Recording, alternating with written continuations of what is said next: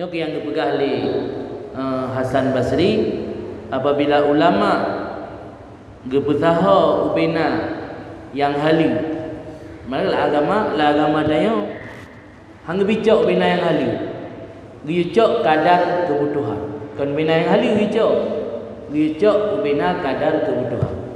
Kepegah oleh Imam Hasan Basri, idza istaghala ulama bi jam'il halal. Apabila sira ulama ubina yang halu gecok menduk. Yang halu padahal kalau gecok kadar kebutuhan, tapi kalau gecok menduk.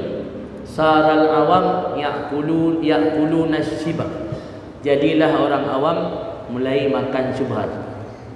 Nya ulama kabeh gecok yang halu kan gecok kadar kebutuhan, nya orang awam dipajuk syubhat. Idza saral ulama yaquluna syibah, apabila ulama kagak pajo syubhat, saral awam yaqulul haram. Jadilah orang awam makan yang haram.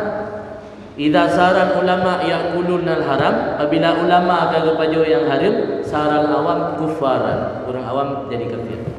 Tetap rumus jih, guru kencing berdiri, murid kencing berlari. Lebih bandel murid ketimbang guru. Nya ulama kepajuh bina yang halu, nya orang awam sebagai murid icok syubhat.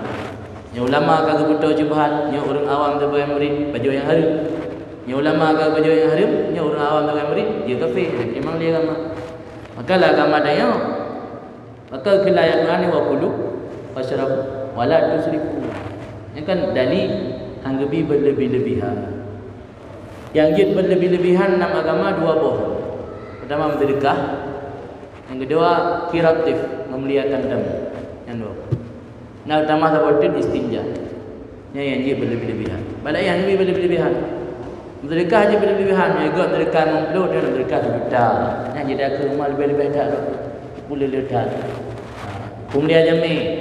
Yang juga pemulia dengan budak dia nak dabi pulang nak cindu yang daripada pula tu lebih. Kayu orang Aceh kan luar biasa buat pemulia jami. Lalu dia istinja. Dia cebok kan. Bek sabau gayung tok pakai lampu dembor gayung yang kira-kira kami yakinkan bahan ali kotor. Ini heboh perkaranya mereka yang jid